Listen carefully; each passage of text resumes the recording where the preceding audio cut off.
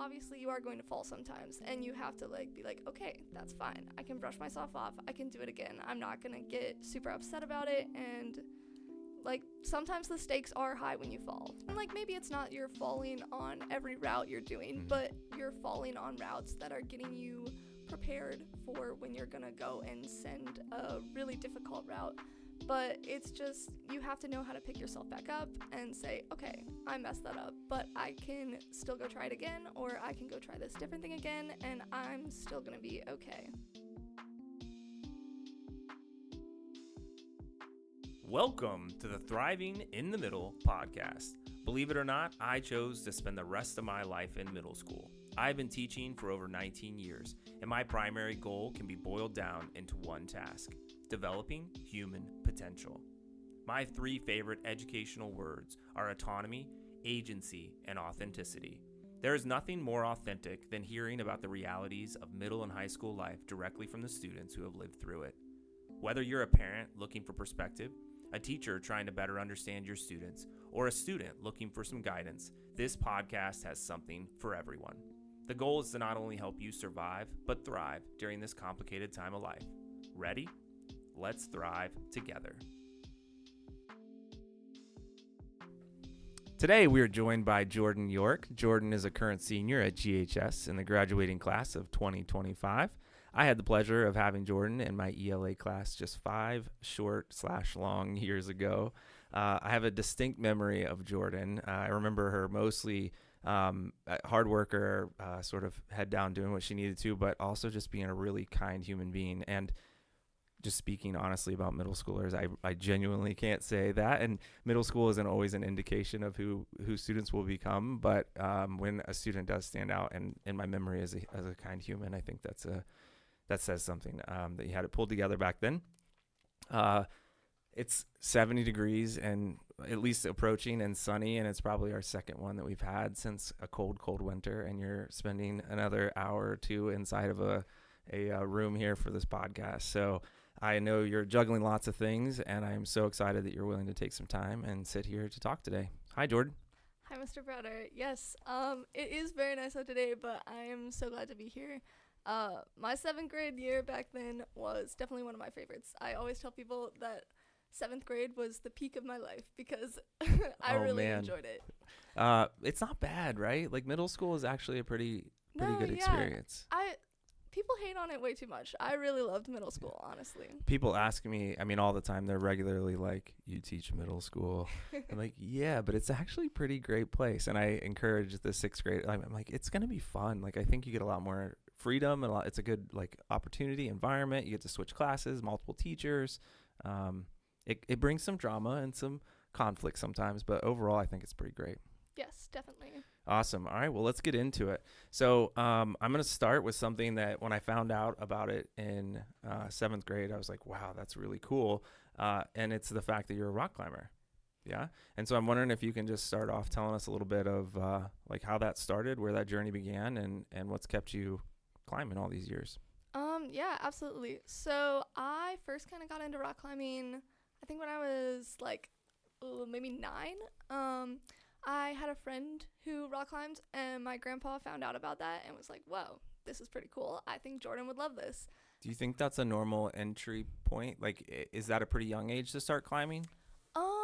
It kind of depends. Like, I've seen people come into it being like kind of old, but like a lot of people on the team started climbing when they were like 6 or younger. Are they connected to other climbers? Is that why? Yeah, usually like their families climb, and so they kind of. And you are not? No. Okay, so that's kind of unique that your friend kind of brought you into the sport. Yes. All right, sorry. So keep going. No, yeah.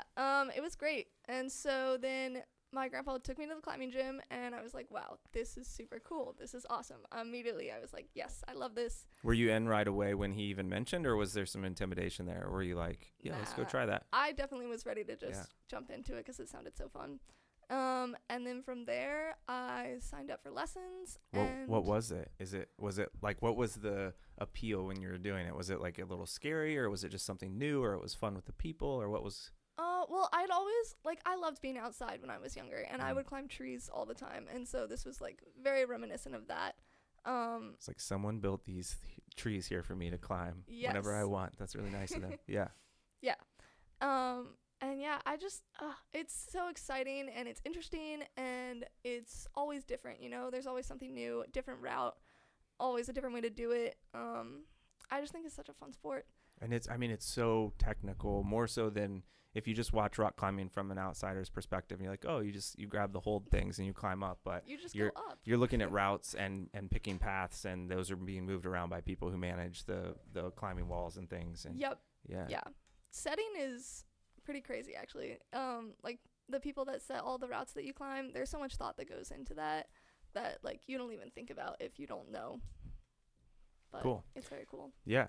Okay. So, you've been climbing since you were 9. Do you feel like that's a huge commitment? Like, it's a huge, and I remember back then, even you were traveling, you're going to tournaments. Yes. Do you climb at the gym, Vertical Adventures? Vertical Adventures. Is that your like home gym? Yep, pretty Okay. much. And then to climb though, and I think it's even more prevalent now than maybe back then, but gyms, you had to like kind of go distances, and competitions are far away, and Yeah. so it's a huge time commitment. Do you feel like you, in committing to something that's somewhat unique, we're missing out on maybe things that were quote unquote typical or normal that other peers were doing?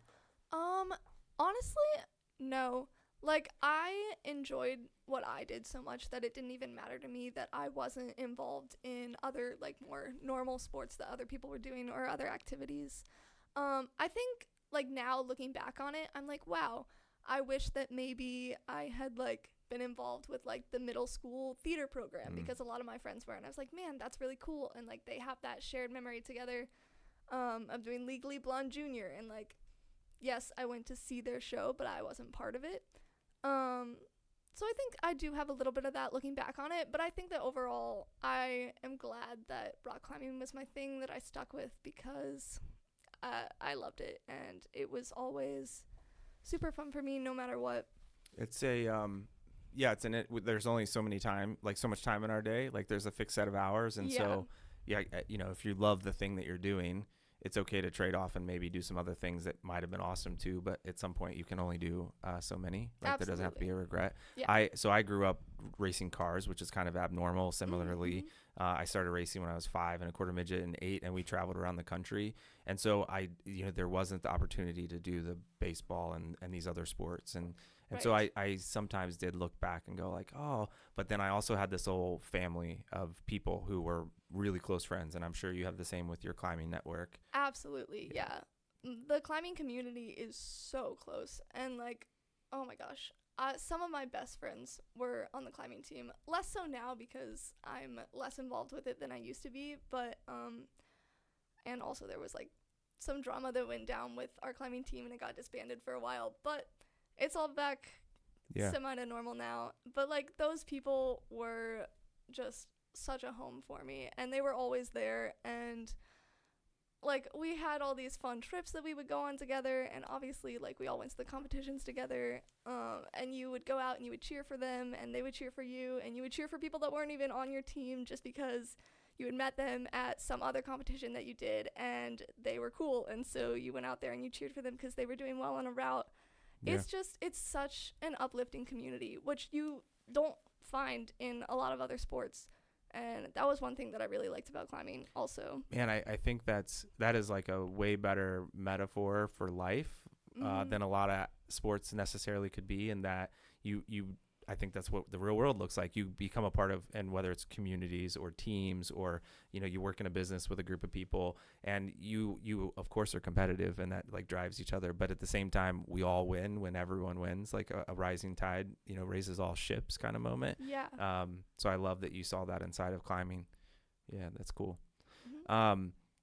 Any other things about climbing that you think connect to real life in any way, outside of that component? I mean, I think that rock climbing for sure has shaped me as a person, just because of the sort of mentality that it embodies. You have to be able to not get discouraged when you rock climb. Like, you have to be a critical thinker all the time. You have to be thinking on the wall. You have to be planning. You have to be smart. You have to But then obviously you are going to fall sometimes, and you have to like be like, okay, that's fine. I can brush myself off. I can do it again. I'm not going to get super upset about it. And like sometimes the stakes are high when you fall. Like And you have to fall a lot, probably, right? Before do. you nail a route, there's a lot of falling that happens. Yep. Yeah. Yeah. Which that is life, right? Like we think, and I think schools do a bad job of portraying that you're supposed to get everything or get A's in everything, but falling's the most important part because that's the growth moment. And so you fall a lot before you get to the top. Absolutely. Yeah. And like maybe it's not you're falling on every route you're doing, but you're falling on routes that are getting you prepared for when you're going to go and send a really difficult route. But it's just you have to know how to pick yourself back up and say, okay, I messed that up, but I can still go try it again, or I can go try this different thing again, and I'm still going to be okay. And if you're not falling, you probably aren't growing, right? You're not challenging trying. Yourself. I think we'll dip back into that topic a little bit later, and so I think I'll leave that one there. But such a good takeaway there. Have you watched Free Solo? I have. Okay, yeah. Alex Honnold's. And so his consequences are a little bit higher because he's climbing without a rope, but at the same time he falls a lot with a rope before he ever then finally feels confident enough to climb it without. Absolutely. Yeah. That's good stuff. So as a climber, and I think a lot of people can relate to this idea of identities, and people sort of put people in boxes and like, oh, you're a rock climber. That's kind of what you do. And it's so unique that I would imagine that even maybe was like when they see you, they're like, hey, rock climbing. It was the first thing that popped into my head because it was such a unique thing for a middle schooler.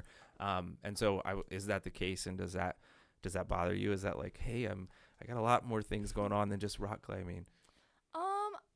I mean, I definitely do, like, that is one of the main ways that people know me, especially just because, like, my mom would always post about my climbing competitions on Facebook, and so... That's interesting, yeah. Yeah, like, anytime that I see one of her friends, they'll always be like, oh my gosh, Jordyn, like, are you still doing the rock climbing thing? And, you know, that is usually the first thing that I hear, even from people that are, like, in my immediate family. Rock climbing has always been the main topic with me, but I don't resent that, like, because it was something that I really enjoyed, and it was something that I put most of my time into, and so it was like validating, you know? Yeah. Do you think it became more like, was rock climbing more significant because of the like people posting things about you doing well and mom like celebrating that, and I'm sure grandpa was too, and like, is that what? Because I think about this through the lens of a parent a lot of like we send our kids down these channels because, you know, we promote the thing or we're so excited and they see that excitement and they're like, oh, this is a really cool thing I can get. Do you like, was that influential?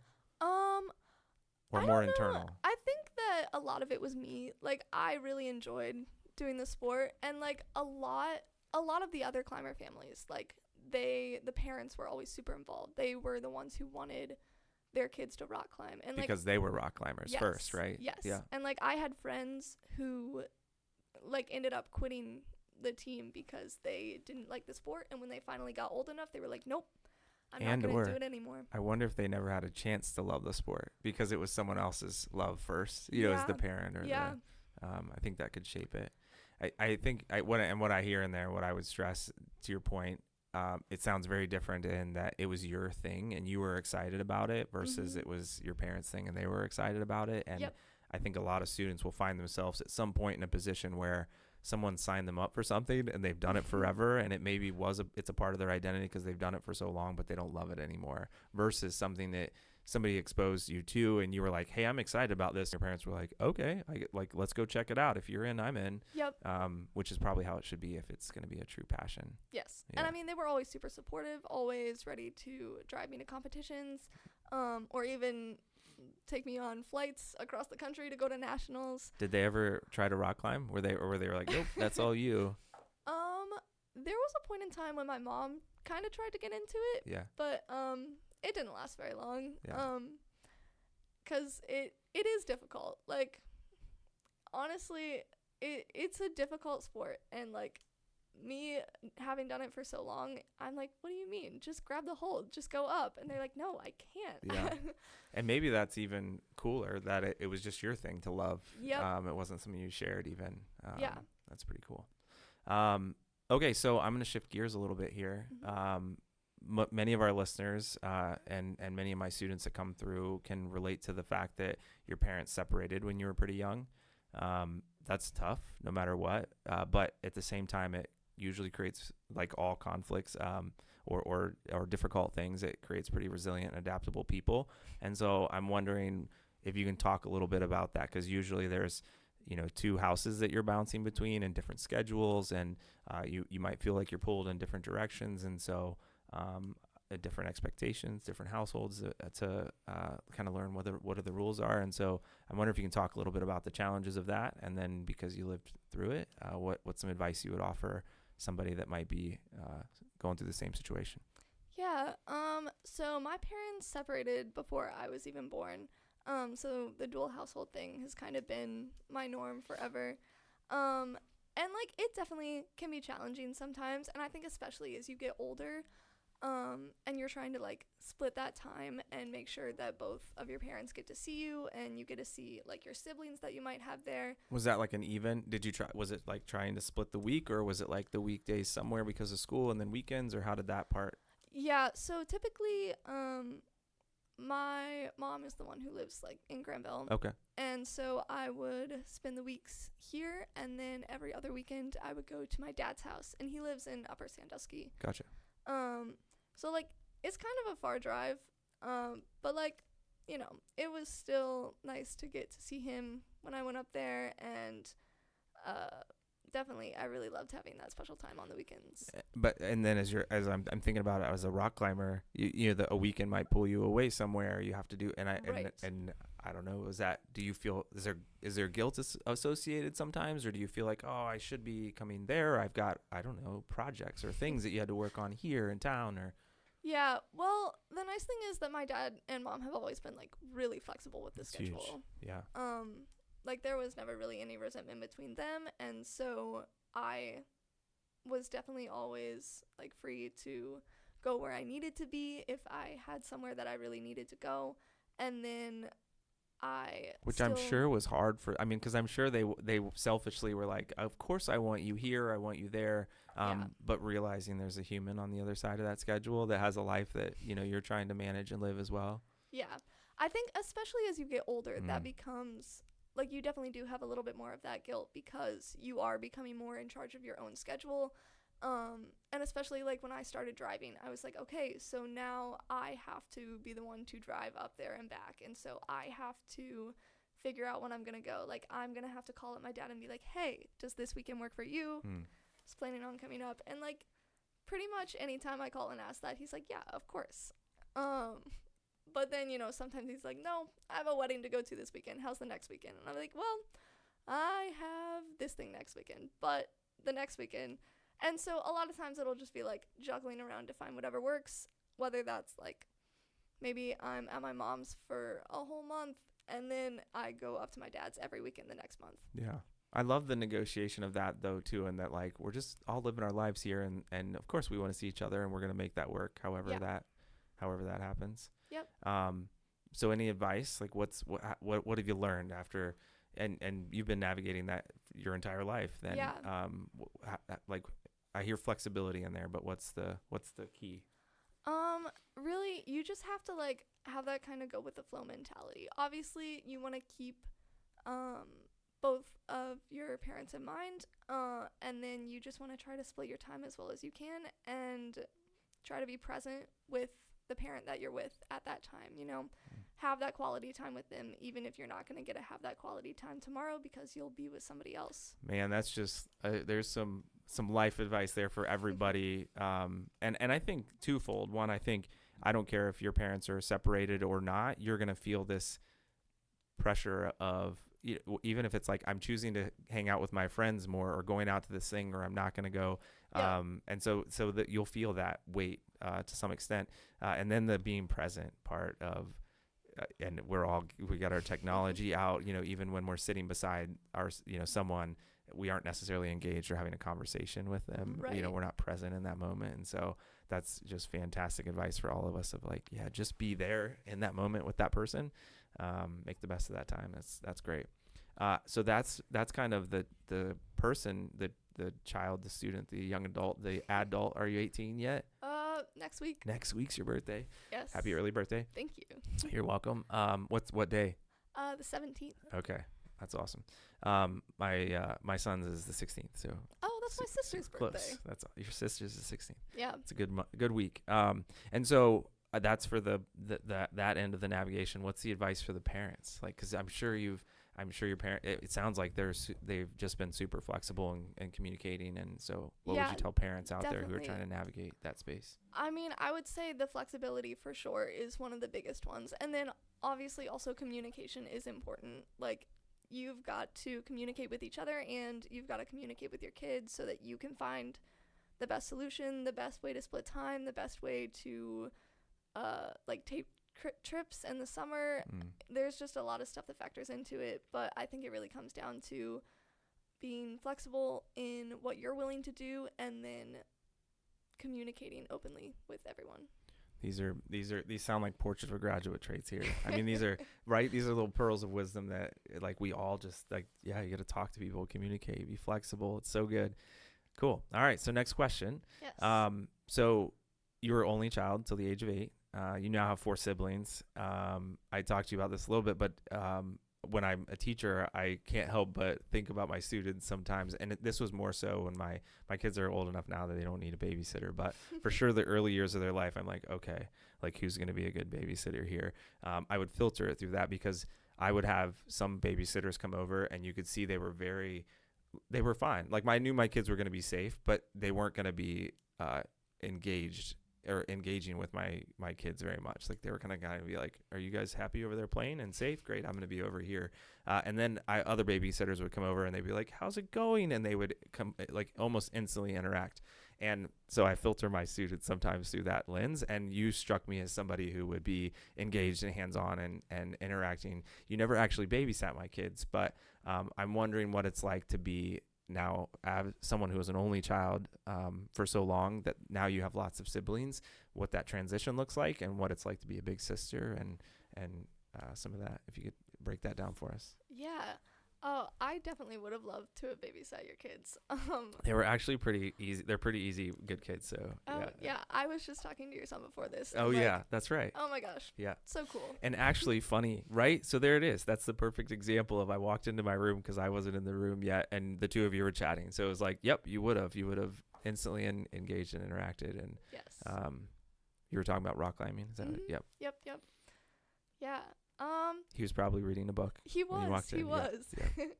You have to pull him out of the book sometimes. Like, yes. All right. Sorry. No. Big sister. Yeah. So definitely being an only child for 8 years, like I think that sometimes I do have that only child mentality, you know? Like I'm not going to let them win the board game cuz I get to win, you know? I was here first. Yeah.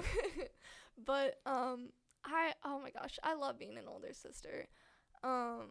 It's obviously like they all look up to me and I love that, and I love getting to be this person that they are going to look to and that they rely on, and it's great. Yeah. Do you feel like they like how much older, like from the next oldest, like what's the age gap? Yeah, okay, so I'm 8 years older than my sister Scout, who's on my mom's side. Is she the oldest? She is the oldest. Okay, so do you feel like does she ask you questions? Like will she come to you and like ask you for advice or help or doing things? No, not really. No. She doesn't do it with anyone, honestly. She's a little bit of an iPad kid, if I'm being totally honest.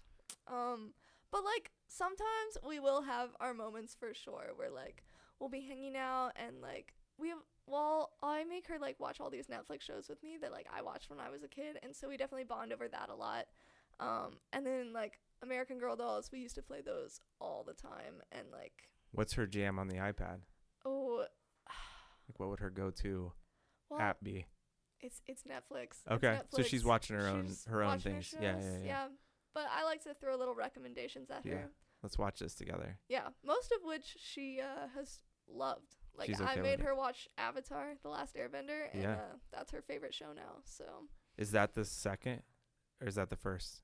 That's the first one. First one. I'll trust you on that one.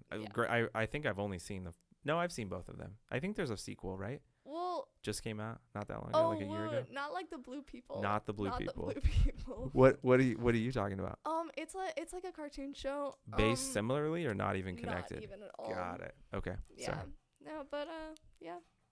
Also should I good. check it out? Is it good? Honestly, yes. Yeah. Okay. It's good. I highly recommend. What's the plot? What's the breakdown of it? Oh, okay. Well, there's the 4 nations, and they all like control different elements. Are they human characters? Like human cartoon characters? Yeah. Yeah. And they're all living together in harmony. But then one day the Fire Nation attacks all the other nations, and so now they're all at war. And they like killed off all of the air nomads. What was the impetus? Like, why did they attack? We don't know. They just did. Don't ask these kinds of questions. We are so prosperous, and we want to share that with the world. And the way we're going to do that is by conquering them. Got it. I mean, that's pretty deep. If we could get into that, like there's a lens there to look at the rest of the world through for sure. For sure. It's a great show. People honestly. are guilty of that for sure. Do you think your 8-year-old sister understands that, digs in? Is she looking at the world in a new perspective after watching it? You know, I don't know. Maybe I hope not. so. Maybe not though. Maybe not yet. It'll click at some point. Someday. Yeah. She'll be a better human because you told her about that cartoon. Yes. All right, cool. So, back to being a big sister. Yeah. All good? Are there frustration points? I have a sister who's 8 years older than me. Mm-hmm. And we did not get along until she moved out. She moved out, and then I was like, oh, like I miss her, and I think she's like, oh, I kind of liked having a little brother. But we were conflicted, we'll say, while we lived together. I will say there are definitely some feuds sometimes. Yeah. I know how to push her buttons, and she knows how to push mine, and we both definitely do that to each other sometimes.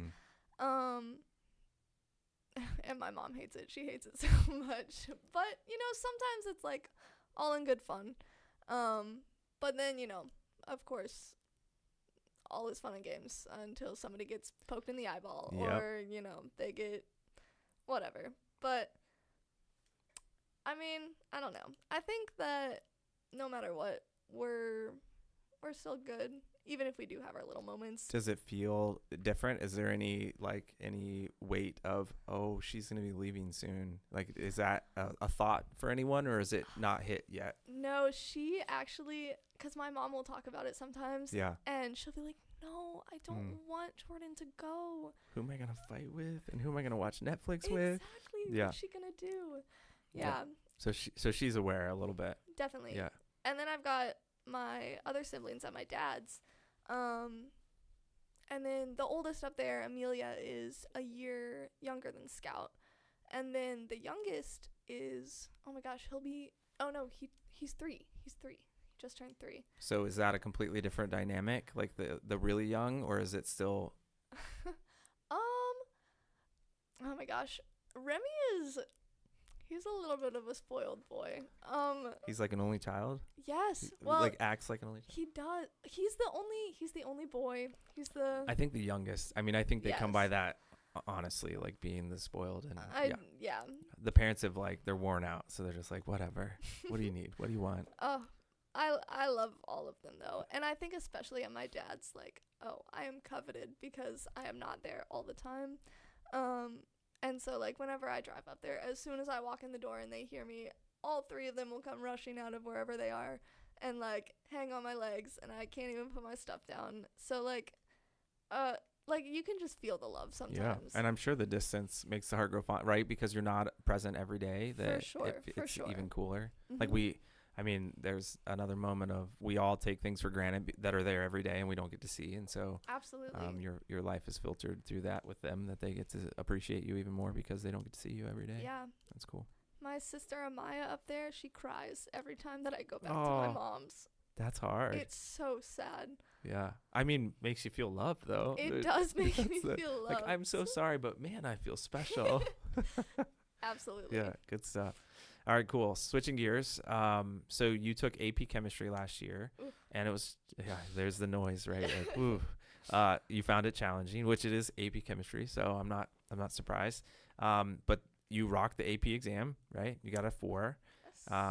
I always talk to parents in preparation for this. And so, your mom was just talking about the fact that, you're not really somebody who is necessarily motivated by grades, which, gosh, if I had a magic wand and I could just give that to everybody, because I feel like the complete opposite is true. And since you've left, like pretty much that moment in the last 5 years, I've been trying so hard to work on engagement, to work on how do I get students more engaged, student-directed learning, and make it about the learning, because I know that the grades don't matter. Like, they just genuinely aren't connected with anything else out in the real world. It's not how real learning happens. It's not anything about learning for life if you're just learning it for this moment. And so I'm wondering if you can talk to us a little bit about like that mentality, and where do you think that came from, and how could somebody out there who is only motivated by grades, and how can a teacher who's trying to get kids who are only motivated by grades,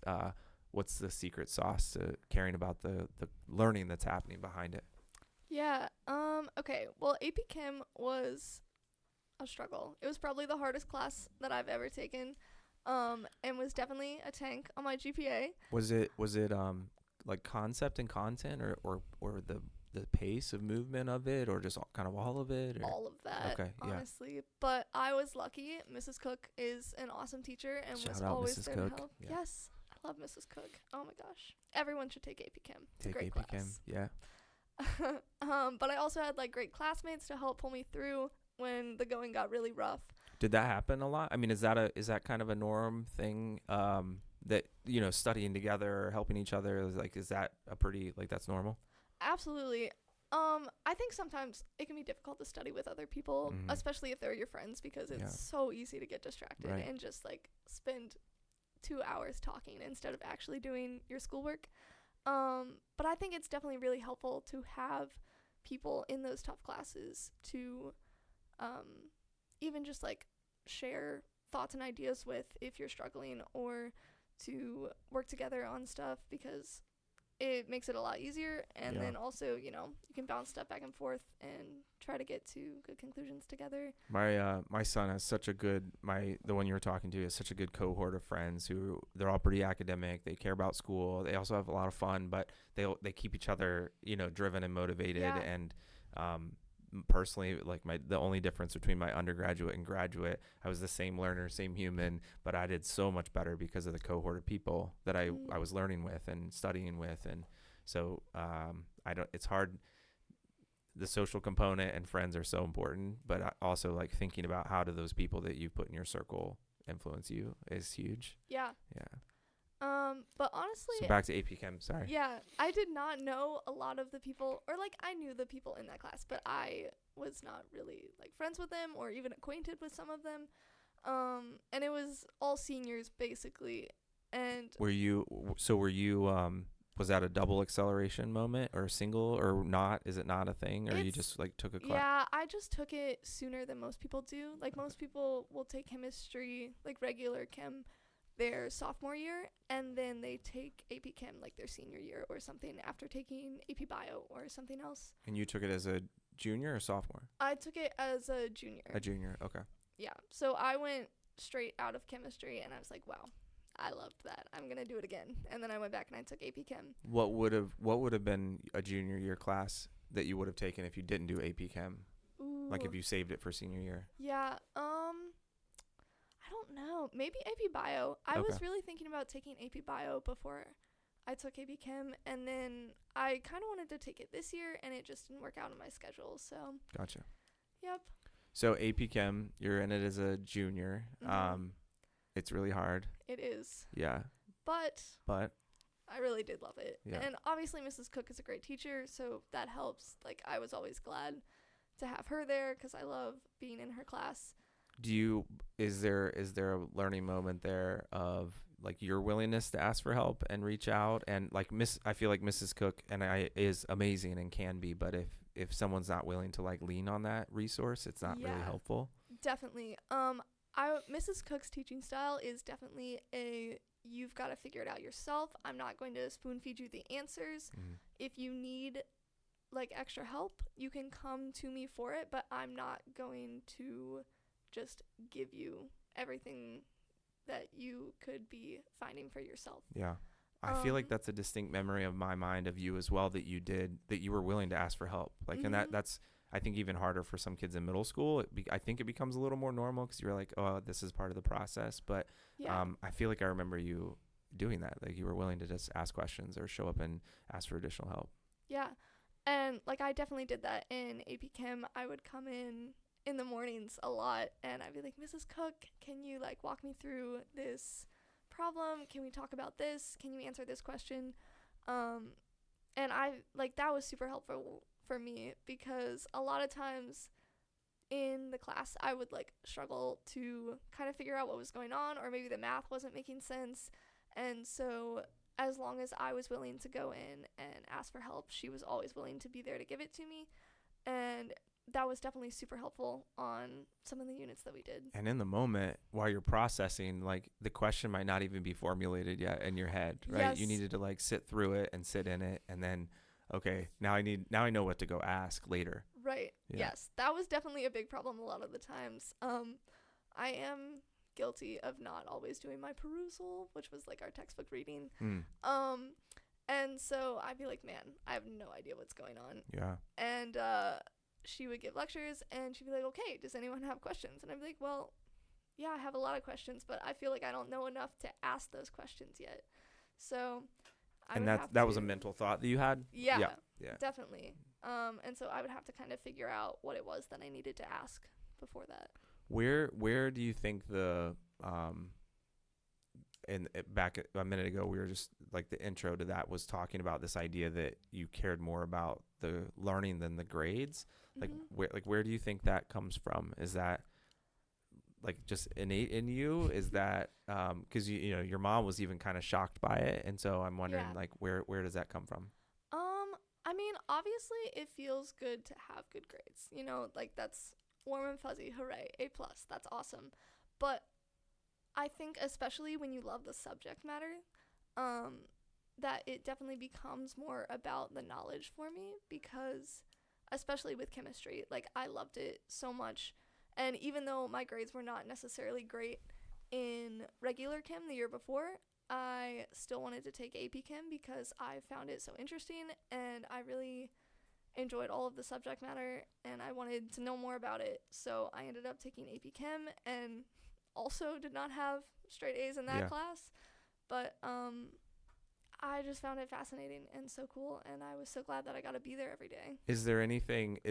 And we don't have to like name specific names but content areas are you still able to go, the learning's important even if you're not engaged on the topic? Like, is that still part of your identity? And even in a moment where you're like, I don't love this thing, but I can still see the learning for the learning, or is it harder in that moment? No, yeah, absolutely. I think like for English, I definitely still appreciate everything that I do, even if I'm not loving the particular like passage or novel that we're reading or that we're annotating, or especially with annotating, like, I don't want to annotate my book. I don't want to annotate. Then I have to pause. Evil English teachers who keep making kids write down their thoughts while they read. The worst. I mean, when you went through, it was probably your era was probably, and I tell this to my kids now. I was like, you have no idea how easy you have it. I think it was at least one every 10 pages that I required. It was. And it, you know, these are 50-page books, and so that's 35 annotations. And looking back, that might be a lot. And now my student, like, so if it's a 4-week check, and they get to pick whatever titles that they're reading, and so I ask for 2 every check, so they have 8. That's it over the whole book, and they're really still complaining about it though, and I'm like, you don't even understand. No, you and don't so I have even some know. Books from years past that students have done, and I'm like, this is what I used to ask of students, and they're like, what is that? So yeah. I've cut back. I'm trying to come over from the annotation dark side. Yeah. But, you know, I think, and my mom says this all the time, you know, she's an English teacher, teaches AP Lit and freshman English. And so she's always like, no, it's important to talk to your text. Yeah. And like, I can't understand that. I can. Yeah. It's important to sit with your literature and to think critically about it and not just read it because it's like, I would even can think, be lit. Yeah. Well, even in like AP Chem, you know, reading a text there, you got to interact with it. Like, you got to think with it, ask it questions while you're reading to try to understand it. And Yep. so it's hard, though, when how we get kids to start reading. We want them to love books and the story and just get captivated and lost in it. And that's beautiful. And then at some point it transitions to like, well, yeah, but we need and want to understand why we're captivated and lost in it and love it and understand the literary piece behind it and how the author's intent. And so then we just ruin it. We're like, I just want to love the book and read it. We're like, yeah, I know, but I want you to understand how it works. Yep. So yeah, we're evil that way for sure.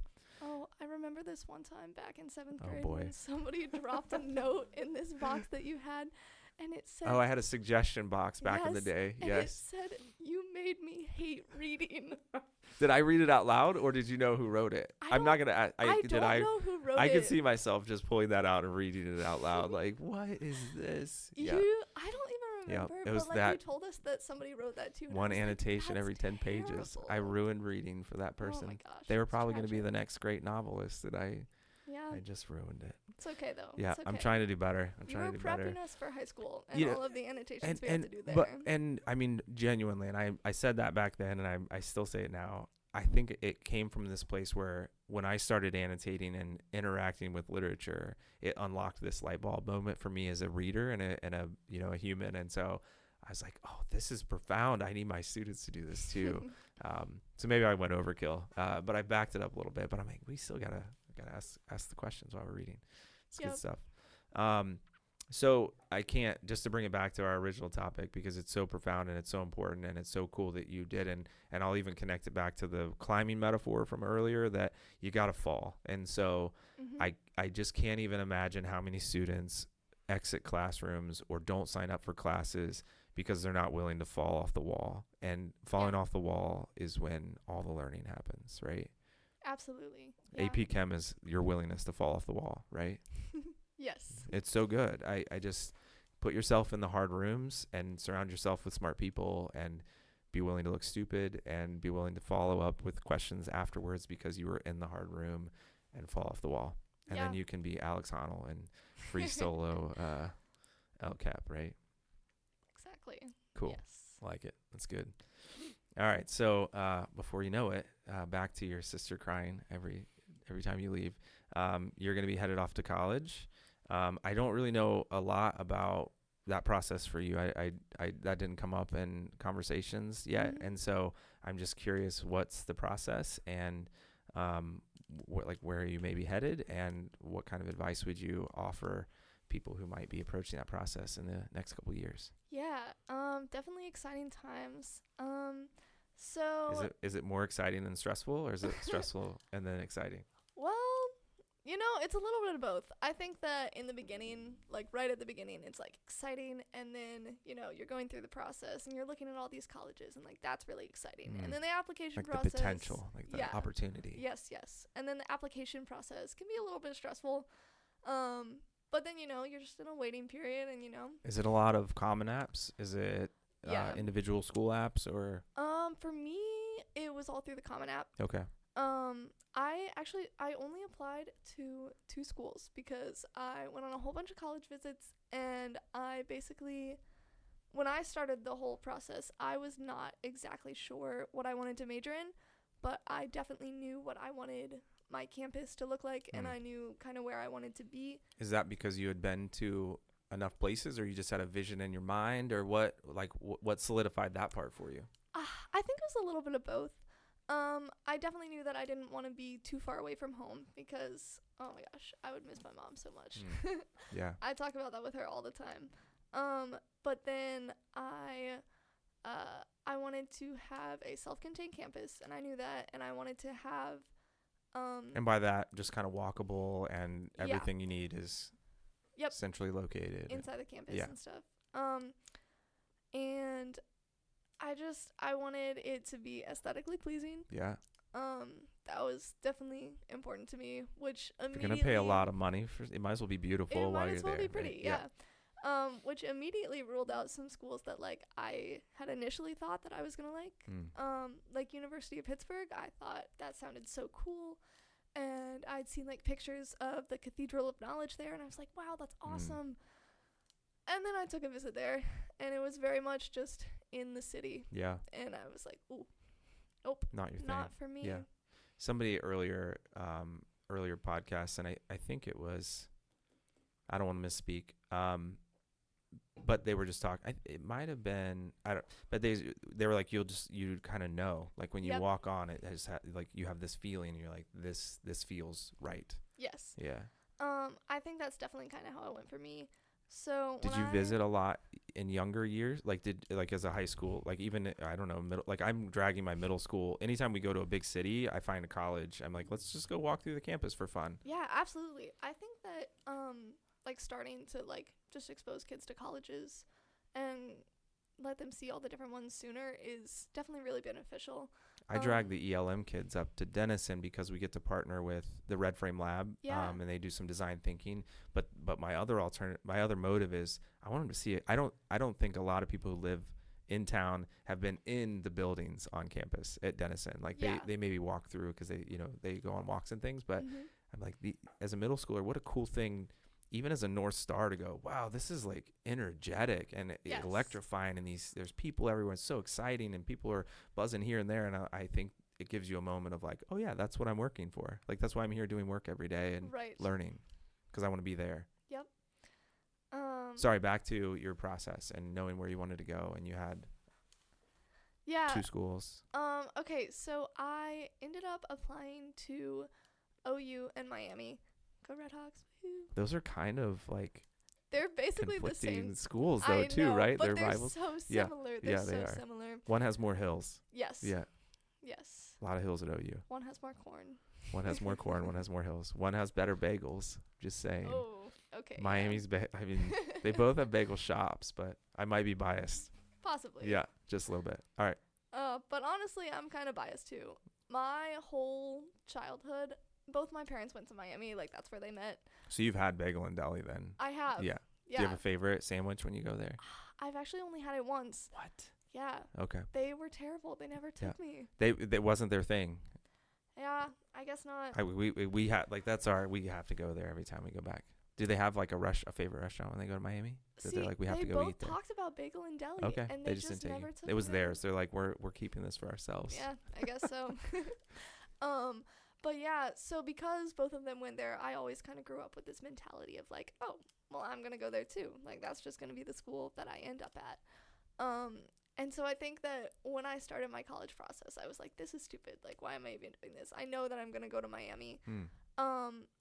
But then it wasn't the first school that I visited. Spring break last year, I went on a bunch of different college tours. And the college that I visited first was OU. And as soon as I stepped on the campus, I was like, whoa, this just feels really good. Which was so surprising to me because I had gone into that visit with like, I was bitter. I did not want to go on that tour. But my mom was like, no, you should go look at it. And I was like, no, I'm not going to Ohio University, Mom. But I'm so glad that I did because, honestly, I stepped on the campus and it was sunny out and all the people were so cool and I just, oh my gosh, it was amazing. And there's definitely a different, I mean, I'm not trying to be stereotypical, but there's a different vibe in clientele in both places, I think. Definitely. Yeah. I will say, though. But similar campuses. I mean, there's like a very similar feel to both of them, but also they're unique. Mm-hmm. Yeah. Definitely. Does major play into that? Like, is that a question you have to ask as you start looking at schools? Yeah. So when I started the whole process, I was not really sure what I wanted to do with my major, which was another reason why I liked Miami and OU because they were a little bit bigger and they had so many different major options that I could. That's funny that you describe them as bigger, though, because they're pretty small, right? I mean, when you compare to like on Ohio State or something, they're tiny, but there's definitely college campuses that are way smaller too. Mm-hmm. And so the bigger you get, the more opportunities for different majors that you could, explore and discover. Yep, absolutely. So I definitely knew that I loved science. And so I shout out AP Chemistry and Mrs. Cook. AP Chem. Good work. I love Mrs. Cook. Nice job. Yeah. Yes. And so kind of going into that, I was like, well, I know I want to do something with science. And then also I take Latin. I'm an AP Latin this year. And I love the classics. So I was like, okay, if they have science programs and they have a classics program, then that's fine. Tell me about Latin for a second. Like what is Latin class like, and what is the appeal of Latin? Yeah.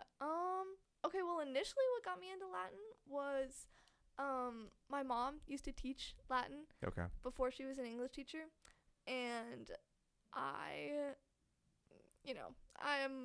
always kind of followed in her footsteps typically. And so I said, okay, Mom, let's make a deal. I did not want to take a language in middle school.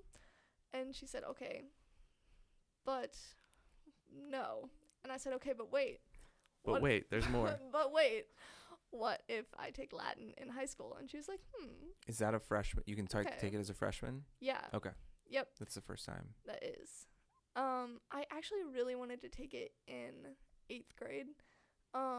But I was online that year and everything, so it just would have been... That was a wild year. It was. I don't know that I've talked about... I'm not going to go off on a tangent, but it's a mental note of talking about COVID with some guests because it hasn't come up a lot. But yeah. So you signed up for Latin, and Latin is at that point, like it's mostly written, like, right, like that's and to understand language and the foundations of language, it's like a pretty profound opportunity and entryway to that, right? Definitely. And like because my mom was a Latin teacher, like she gave me a couple tips going into it, and that definitely, for like all of Latin 1 and Latin 2, I was so driven and I was always so into it. What are the tips? What are the tips? Tell us. Oh, well, she just gave me she came up with like songs for all of the different declensions. Okay. Which was really helpful. And then also all of these like weird like picture animals for all of the verb endings. Gotcha. As a way to memorize. Yeah. Yeah. Is it a lot of that? The class itself, like, you know, if there's a student signing up for Latin, is it kind of a lot of memorization and retention of? Honestly, no. Like you kind of ease into it. And then also obviously it's not all the language, because we talk about like mythology and Roman life, and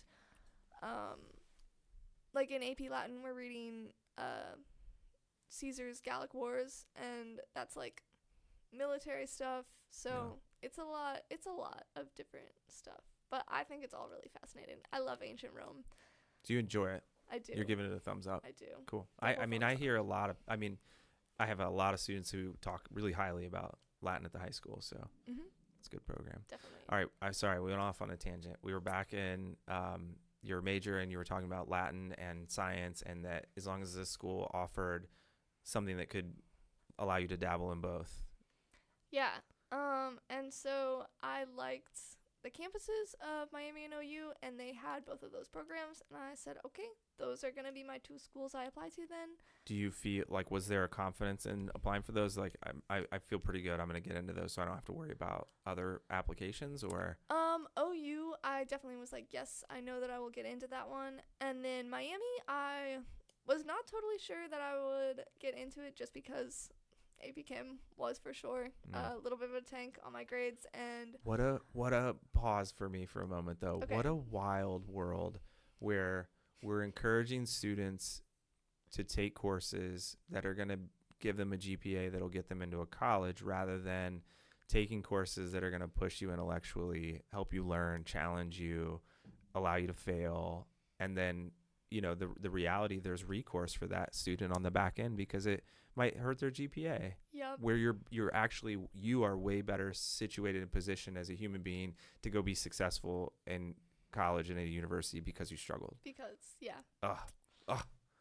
Sorry. Terrible. Thanks for pausing. Okay. So back on AP, it dropped your GPA a little bit.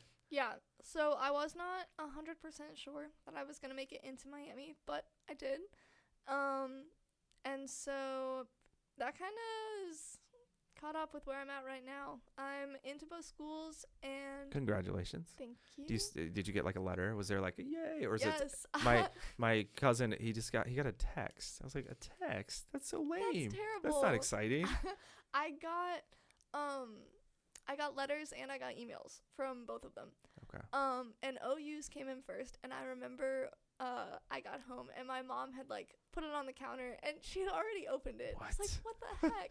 At least seal it back up. Yeah. Steam it open. Yeah. So is there like this relief then? You're like, whew. Yeah. All right, I'm in well, somewhere. it wasn't even so much relief. I just was like, wow, that's crazy. Like, whole new chapter of life about to start. And I actually just sat at my kitchen counter and like cried for a while because I was like, oh my gosh, this is crazy. They were definitely happy tears too. It's emotional though. It's 13 years of work and tears of frustration and struggling and stressing out for that moment. Like that's what you work toward, to like get into a university and start the next chapter. Yes. It's a lot. So do you know like kind of it's chemistry related, or you're just kind of like, that's where I want to be right now and I'll explore the next? Yeah. So now I did kind of figure it out a little bit more, and I am going into science education. Okay. AP Chem teacher in the future, right? Mrs. Cook 2.0. Mrs. Cook 2.0. So, and I don't even like, do you have to like say what kind of science or what level early on, or you're just going to kind of feel that out? So I think what I'm going to do is like integrated AYA science, which lets me teach 7th grade through 12th grade science. And then I get like the specifics on things like there's like geology stuff, obviously, for like the younger years. Yeah. And then specialize in something. Bio and chem stuff. Yeah. And then I figured that maybe I'll take like maybe a couple extra chem classes just so that I can have that specific knowledge for that if I really do want to be. Seriously, it's going to be teacher. Mrs. Cook 2.0. Mrs. Cook 2.0. It's amazing. I mean, I can tell you, Mrs. Rayburn, Mr. Rivas, two ELA teachers who I absolutely loved. Yeah. And then I had a professor in college who like was this like double down moment for me where like, yep, I love this. That these people influence my life in this profound way, and is why I'm a English teacher all these years later. 7-12 though, no K6. You're like, no thanks. I think I'm. Yeah, I mean, I loved my middle school years, but. Well, in 7-12, it covers all of that, does, right? it does, like you can do middle and high, but no younger. No younger. Yeah. I do really love younger kids, but I just don't know that I could do it every day. Well, it's different. It is it's a different set of skills and the depth of knowledge of what, if you really love chemistry and the chemistry itself, right. There's not as much of that down there. Like you're introducing different concepts. So that's cool. And just like, how long do you have to decide OU or versus Miami? What's that look like? Yeah. Okay. So honestly, I need to decide pretty soon, probably, just so I can apply for housing. If you had to pick right this moment. Oh, if I had to pick, okay. I made a whole pros and cons list in my notes app, like a couple weeks ago. You don't really have to pick right now. I'm just gonna put you on the spot. Oh my gosh. I went after I got accepted. I scheduled some visits, just so I can finalize my decision and everything. Go to both of them one last time. When's that happen? So the Miami one I already went on. Okay. Oh was it sunny? No. Oh no! See, I have this thing that anytime there's a tour at Miami, it's sunny and it was beautiful. It was so cold. It had just snowed. Oh, that's not fair. Miami's getting a bad hand here. That's not fair. Yeah. You need to wait to go to OU and when it's cold. You need to wait till there's the next cold day and make it even. Yeah. Honestly, all the times that I've visited OU, it's always been so sunny and so nice out, and that might be it's a sign. only been nice out at Miami once. So when I did my Miami tour, it was the most gorgeous day. People were out throwing the football, people were out on the court. Yeah, I was like, what is this place? This is this is beautiful. Yeah. And that's when I was like, yeah, this is where I'm coming for sure. So right. you've had that OU experience. Yeah. Yeah. All right. So and your mom's okay. sign. Either way, Yeah. she's okay visiting you at OU. Yeah. Yep.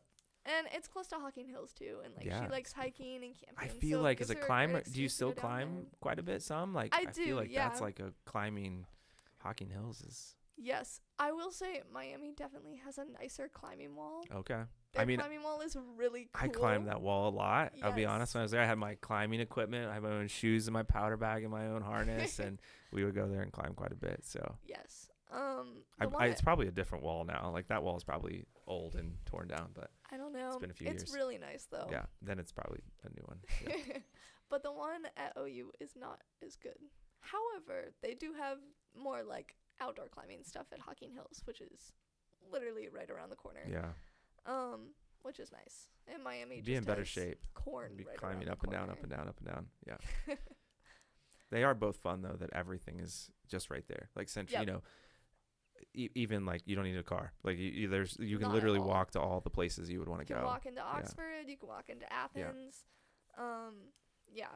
And if they tell you not to have a car, don't have a car Don't because have a car. at Miami I had a car. I was like an hour away from my parents, which was also huge for me. I went home a lot. Like I missed them, and I made the excuse of taking my laundry home and would do laundry there and steal things from the kitchen cupboards.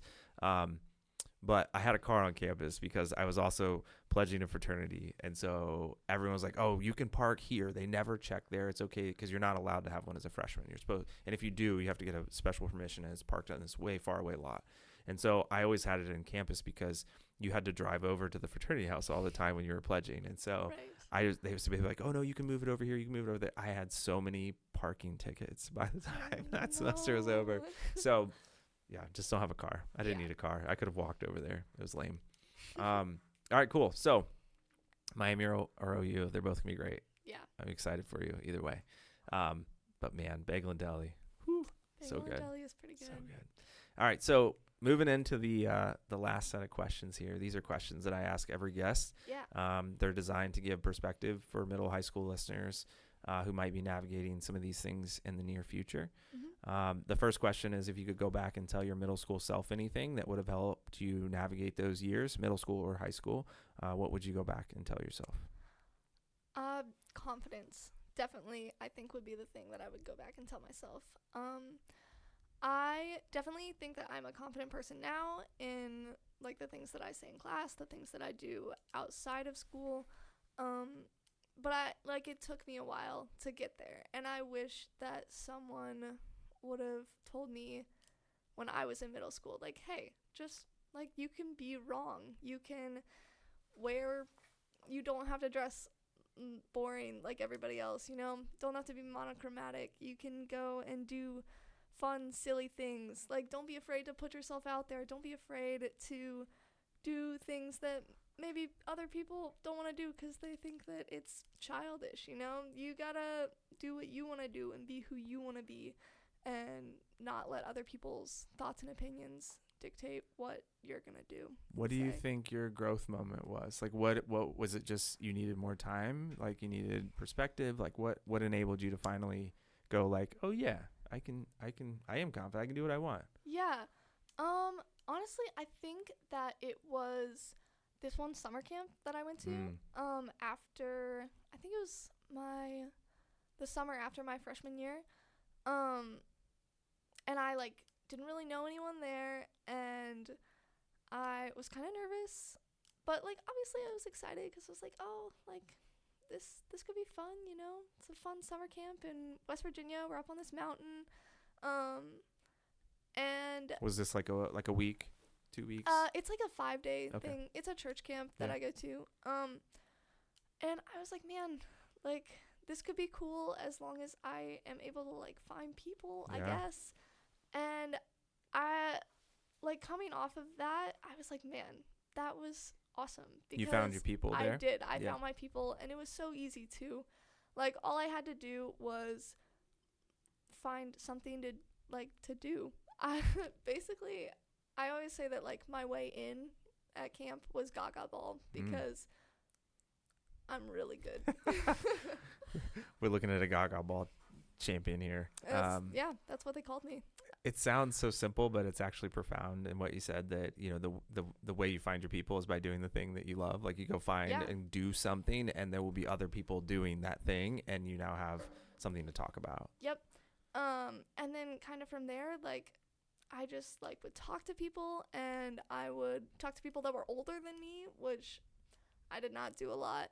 And then I would talk to like guys that were actually my age, and I was like, man, I can do fun things. I can be confident. I can put myself out there. And like it was such a welcoming space too, and I think that definitely helps.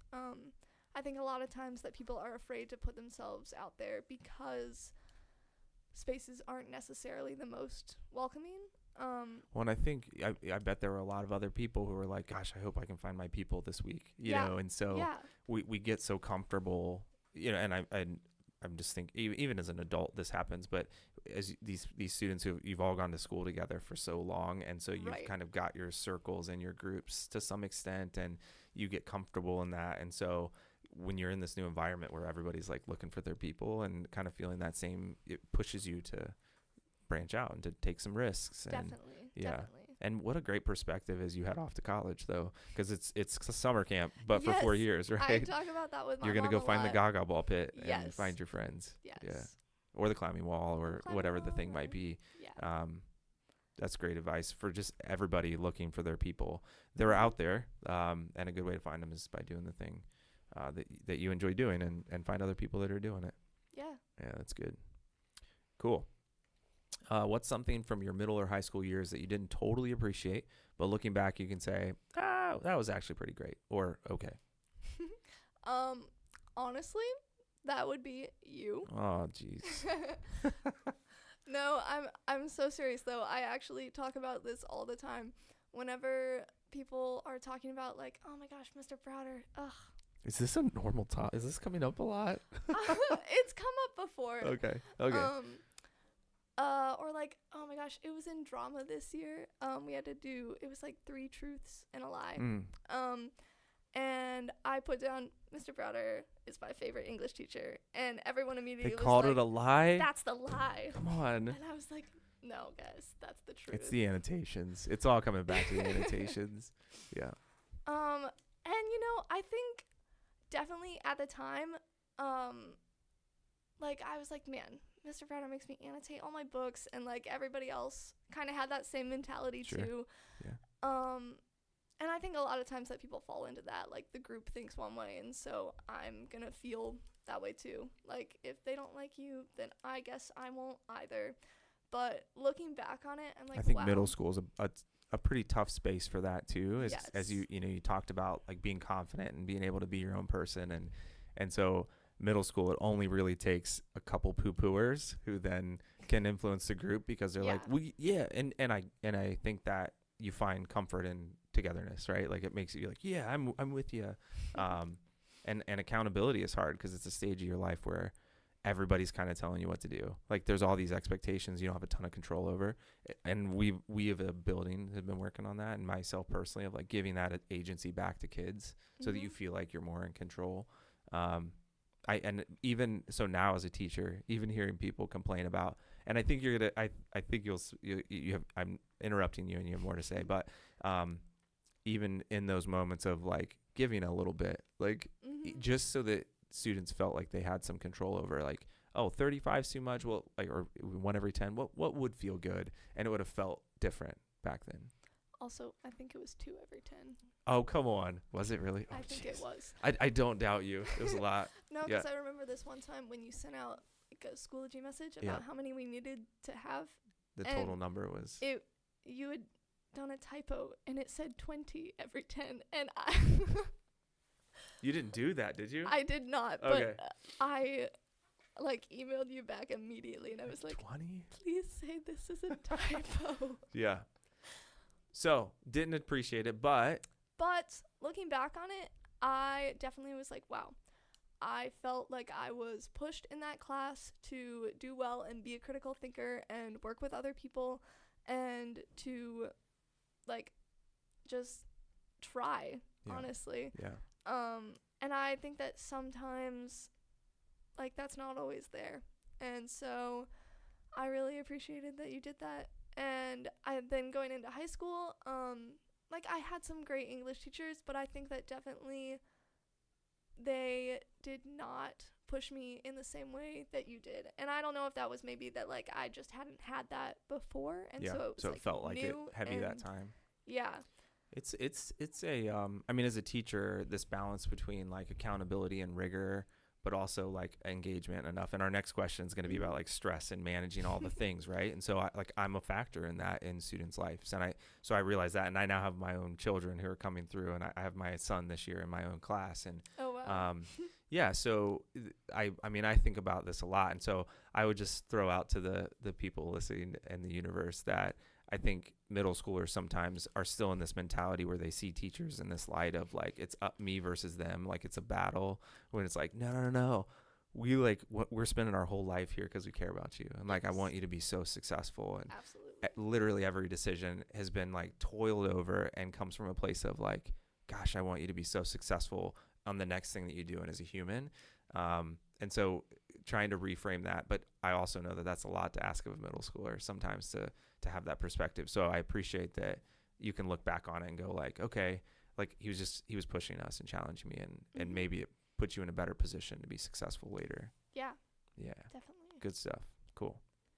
All right. So how would you, oh no, I jumped over one. Let me back up. Okay. So stress, which we were just talking about, stressful situation of 2 annotations every 10 pages. But stress is real. I would say it's starting earlier and earlier, even in the intermediate school. And I think people are struggling on how to deal with stress. And so I'm wondering, you've navigated through K-12 and you've had a lot of things, and you survived AP chemistry and you survived Mr. Browder's ELA classroom. And so what have you found that helps you manage and deal with stress? Yeah. So honestly, I think that for the most part, stress is often self-inflicted. And like for me, I know that the thing that causes me the most stress is when I don't have something done on time, or like I'm pressed for time to get something done. But usually that comes from me procrastinating and putting stuff off. We dig these holes, right? Yes. Yeah, I was the worst middle school student because of that. Like I dug the worst holes and didn't do work, and it's so stressful because of it. So how do you fix that?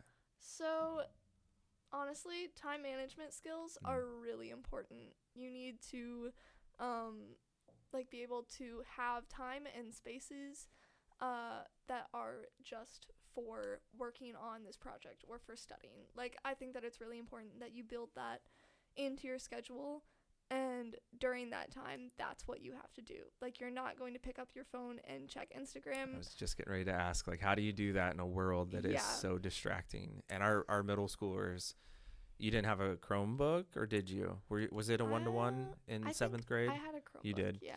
I mean, we were on it so much, and then they have phones, and so they're so distracted. Like, there's so many distractions happening that it's even harder, I think, for them to tune in and focus. And so, yeah, how do you do it? How do you dig in and get the stuff done so it doesn't turn into something that's stressful? And maybe it's that time management piece and just being deliberate. Yeah. That's definitely something that I've struggled with, and that I still struggle with.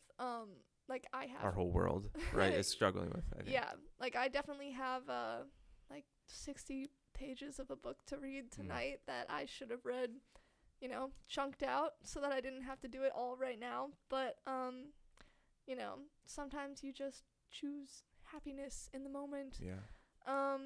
Which honestly, it feels great at the time, but you have really got to think like, hey, let me think about how this is going to affect me later, and maybe I should put off doom scrolling or watching that TV show until I get this other thing done. Yeah, and you said like if you chose like social or a friend in a conversation, I'm like, yeah, choose that. But the doom scroll, I'm like, no, like what a waste of your time. Yep. And try and gosh, it feels so good to be prepared. Like it had you chunked it out, like, and you were going home tonight and you're like, yeah, I only got 10 pages. Like that feels so good. It does. It does. But it's so easy to not do that. Yeah. So prioritizing, chunking, time management, do the stuff now, not put it off. Yeah. It's all good. And then, you know, sometimes the things that you're doing, you cannot chunk out. Like, sometimes you just have a lot to do at that time, and you just have to do it. And I think that in those moments, that can be really stressful because it's not something that you could have avoided. And I think that sometimes just taking, like, a minute to decompress and be like, okay, I'm just going to take, like, 30 minutes, and maybe I'm going to, like, read a book. Maybe I'm just going to take 10 minutes, and I'm going to, like, sit for a while and, I don't know, do yoga or something, you know, have some sort of, like, decompression activity for you to just be calm and before you have to go in and work on all of this stuff. And that can be a teacher problem as well, that like over assigning and having lots of tests on one day. And but I also go, so the teacher in me wants to fix that. Like we can if we do a better job of managing things and organizing, maybe they won't feel those days that you were describing, that sometimes it's like, holy cow, I didn't procrastinate, I just have this whole weight of ton of stuff pushed onto my shoulders. But then I go, man, as an adult, I feel that all the time, that things that are out of my control. Right. And so actually maybe it's okay that they feel that now and you feel that now, so that you either figure out how to make it work, or you figure out that it doesn't work because there's just too much stuff and that life had to go on, and there are consequences, or there are things that don't get done, and that's life. Because and I think the real world allows for that, even maybe a little more than school does. There's I'm you know, I can't do this today, I'm going to push it off, or you communicate and things still work themselves out. But maybe it's okay to feel that stress sometimes, as long as you figure out how to deal with it on the other side. Yeah, I think that sometimes it is important to feel that stress, and I feel like sometimes I maybe don't feel that stress enough, because stress is a motivator, you know, to actually sit down and work on the things that you need to do. And sometimes if you're not feeling that stress, like I know for me, I do not get stressed out super easily, and like way back in the day before high school, I used to say I just don't stress, like I don't do it. I've never been like super stressed out about anything. Like that's even your superpower. Yeah. And maybe that's why you can sit through AP Chem, and it's hard. Like that, I really do think that's a pretty great skill. But then obviously also maybe that is why I skipped my perusal reading that night, and maybe I should have done that, but I wasn't feeling stressed about it, so I didn't. Everybody needs a little bit of that though too. My oldest son is such a rule follower and a doer, and sometimes I'm like, man, I dare you to skip it. Whatever, like just don't even do that thing. Don't do it. Take a 0. Like come over here and watch a new episode of whatever's on Netflix. Like you know, and I rarely can convince him to do that, but I think that's necessary sometimes. Not all the time. Sometimes. Not all the time, but definitely sometimes.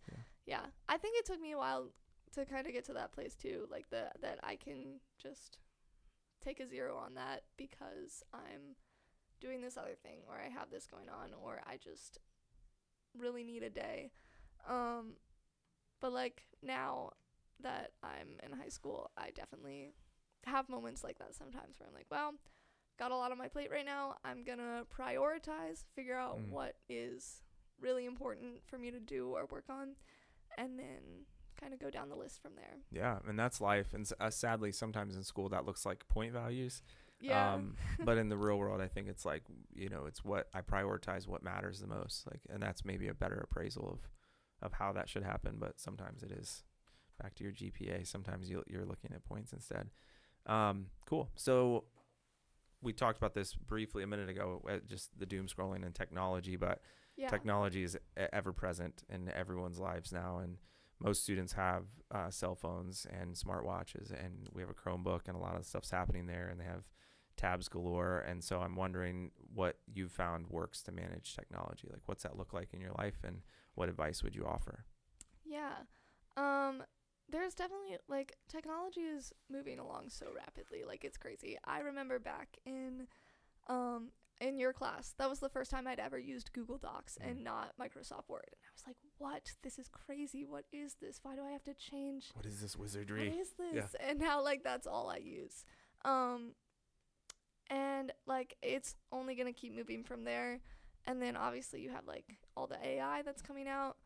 Yeah. Which, Have you interacted much with? I really don't use AI. Yeah. ChatGPT is bad for the environment. Yeah. I mean, there's an absolute impact there. Yeah.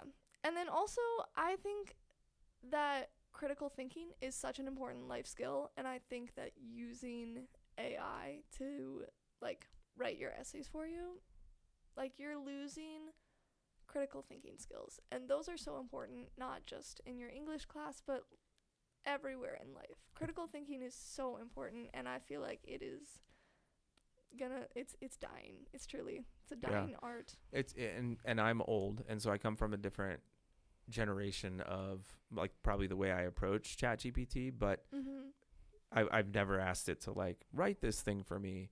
But man, some of the conversations that I can have with it in a ideation kind of moment and the brainstorming that happens, and I don't even, and I've because I'm trying to help my own like children, my personal children, understand how to utilize it as a tool than a crutch or something to do the work. Right. And we won't even end up using the thing that it suggested, but it enabled us to, like, think around the thing and see it in a way we hadn't because of a suggestion in our conversation. And so seeing it off to the side as this, like, tool that we can interact with, rather than going like, I don't want to do the thing, so I'm going to have it do the thing for me, can be pretty powerful. Yeah, I think it's definitely important to think about it that way. And honestly, for, like, teachers and parents to market it that way to their kids. Because I do think that it can be a really helpful tool. Like, for the Christmas pageant that we do at our church, we had ChatGPT kind of come up with, like, this script because we knew what we wanted to do, but we didn't want to go through and, like, write out the whole thing. And so it, like, typed up the idea that we had. And then you can still go through and filter it. And we go through and we, like, changed up some stuff for the younger kids and added in some, like, funny stuff that we wanted. The critical thinking part that you mentioned is so important, because the critical thinking is the layer you apply to the thing that it comes out with, right? Yes. And your ability to sift through that and think and process. And that's my fear, is that if we don't continue to be critical thinkers and we don't build a foundation of knowledge, whatever it spits out is what we'll take as great, and it's not even great sometimes. Like, it's not even great writing sometimes. And it's so the ability to still sift through that, and the drive to still build up your capacity as a thinker and a human, that's what I fear. I don't fear it as a tool. I think it can be cool, but the willingness and the drive, I feel like it could create apathy. Like, I don't even need to do that now, because it will do that part scares me as a teacher. Yeah. That'll be your problem. I'll be retired by then. Good luck with your AP Chem students as you try to help them, convince them that the AI is just a tool. How about technology, as far as, like, do you feel like it was burdensome as a student? Like, do you feel like, were there moments that it was technology for the technology's sake rather than it was technology because it was necessary to unlock or do the learning that was happening? Yeah, okay. So I honestly, like, I have never been a tech savvy person. And so, like, definitely you, like, making us use all the Google stuff. I was again. No, but it was good. Yeah. It was good. Yeah. It was very good. Because I had never used Google Slides before. I'd never used Google Docs before. Like, I had done everything through Microsoft. And so I think that was definitely an important thing. Like, the presentation that you had us do with the Google Slides, it was really good. It's honestly. such a filter as an educator, though, because I'm not only asking students to think about some concept or skill, but they also have to overcome the technology learning in order to do the thing. But I almost go, that's, like, just as important part. Yes, definitely. But I have to remember that, as I've been using it for years, that part's hard. Yeah. And a lot of students if I talk about it the wrong way, they don't even want to come ask the question because they think like, oh, I should know how to hyperlink this and bring that and bold that and cut screenshot, where it's like, oh yeah. That's a whole learning thing in itself. It's definitely a lot to learn and transition from. But yeah, I definitely think that part was really important for me. Just getting exposed to all that. Are you a social media person? I am a social media person. How do you navigate that? Do you put other boundaries there? Are you like time, or is it just like it's just part of life? Okay, so I don't have TikTok. I refuse to get TikTok. Just because I think it's such a trap. And I mean, it's purpose-built trap, right? Yes. And so if you are on it, I hope you understand that and you navigate it through that lens of it's designed to keep your attention in any way possible. Yep. But I do have Instagram and I do have Snapchat. But also I did not. So tell me about the thought process between, but like those, I think I could guess, and I kind of agree, but the rationale behind those two choices, like what is it about those that you're like, I think I'm okay with those, or at least more so? Yeah. Okay, well, Instagram was the first social media that I got, and I was like super excited about it because I wanted to see all of my friends' posts and I wanted to post my own stuff. Yeah. Because obviously, like, I see other people with these social medias and all of the like stuff that they're putting out there, and I'm like, wow, that's so cool.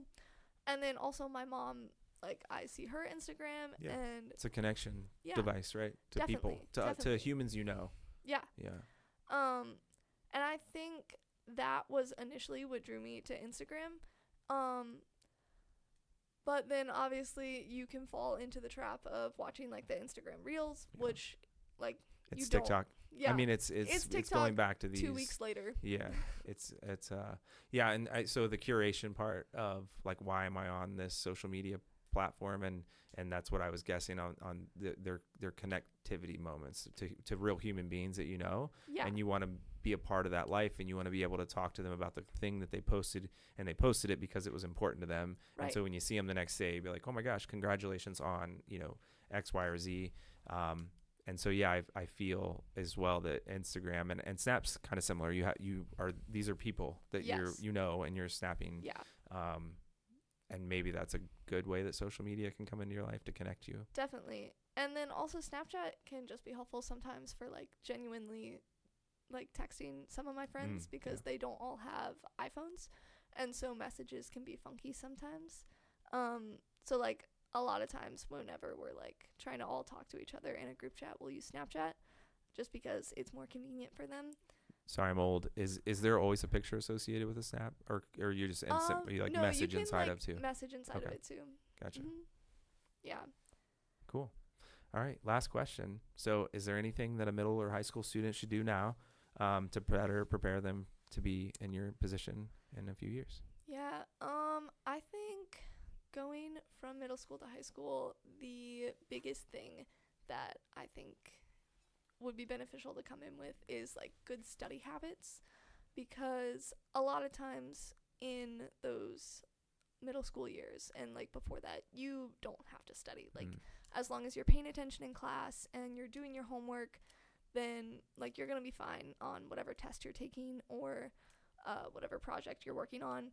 Do you think it's more of a test culture at the high school? Like, does it feel more like when you say you need to study more, is it like it's more of a test environment sometimes that you have to like retain the retention of information and come out and take a test on it? I think that it can be class dependent. Okay. But no judgment as I ask that. I'm just genuinely curious. And I think other people would be too. Like, is it more of that than project, or it's all depending on what class and what's content? It definitely depends, but like I'm trying to think of like a good example. Like AP World, that was the first AP class that I took, and I did not have any like study system set up, and so I like went into all of those multiple choice tests and FRQs, and I was not going home and like studying the reading guide or going back over chapters or notes. I just was like, oh yeah, I was in class, like I heard all the information, I Made sense. Like the in the reading moment. guide, Yeah. everything checked out. And then I went to take the test and I was like, whoa, I don't know the answers to these because they were like super niche questions or they were just super specific or yeah, it was just a lot. And that was kind of a wake up moment for me. Do you have any specific study tips or what that looks like or what works for you? Yeah, honestly, I still don't have the greatest study system, but I think, like again, going back to that technology piece, it's really important to put that, like your social media, your phone, honestly, put it down, put it away, go put it on your charger in a different room just to get that distraction out of the way. I think people like to tell themselves like, oh, I'm studying and then I'm going to take a break. And then I'm studying, I'm going to take a break. And that the research out there is called context shifting. It's bad. Like we're not good multitaskers when we break attention. Now, if you're studying for an hour, yeah, go take a break. But like 10-minute chunks and thinking you can like bounce around and do it, it's so bad for retention and for actual studying. So that's a good tip. And then also I would say like the space that you're studying in. For me, like back in the day, my room was not always the cleanest, and so studying in there never really worked for me. Just the clutter and chaos of that made it hard to focus. Yeah. And so I would usually end up out in the kitchen studying. But then obviously a lot of times there were people out there and, you know, all these distractions and buzz and noise around me. And so I think that having like a quiet and calm place to sit down and actually work can be really beneficial. Or even like just a place where you're surrounded with people that are also trying to do the same thing that you are, whether that's like you're going to the library at Denison or the Granville Public Library. Studying with people who are genuinely like ready to study, like it can be a distraction too, but it's really powerful if you find, you know, a good cohort of people. Absolutely. Have you used the LM Notebook? So there's like it's an AI app, but you can record a conversation or like a lecture for example, and it will then create like its own podcast with two people talking about the information so that you can listen to the podcast to like help you study. Oh, that's really that's cool. The kind of stuff that I'm like, come on, that's cool. That's awesome. So all right, cool. So so studying, quiet space, put the technology away, find good people. Those are good. Yeah, and then I think any way to like lock the information in is really good. You were talking your mom was making songs up earlier. Yes, like songs are great powerful. For memorization for sure. And then like I remember when I was studying for chemistry, not for AP Chem but for regular chem, I made like this flow chart of all of these different like concepts and I like just sat down and I like talked about them and I like talked to different students about them, or like I talked to my mom and I'd be like, okay, well I think that this one is more important than this one because etc., and I would like rank them and talk about them, and like that's a great way to lock information in for sure. There's a reality to teaching it to other people, which is, you know, talking about it out loud and telling someone about what you know is super powerful. For sure. Yeah. Well, I think we did it. Yeah. Yeah. Well done. Well, thank you so much for taking the time. I hope we can look outside. There's still some sunshine and It's still 70-degree weather. I look forward to your trip to Miami, which I know is where you're going to pick and Bagel and Deli. Although it sounds like, you might be winning out with the sunshine on your visits. Yeah. And I look forward to AP Chemistry 2.0 in the future, and I wish you all the luck. Thank you very much. You bet. This has been great. Thanks. Thank you. As always, thank you to my guests for taking time to sit down and share their experience with us. A shout out to Augie Husto for creating the original audio used in this episode. Another shout out to all my listeners. In a content-rich world, I am humbled by those who take the time to hear the reflection, introspection, and advice offered inside these recordings. I truly believe this podcast has made me a better teacher, father, and overall human being. I hope you find that to be true as well. Until next time, be kind, be grateful, be you.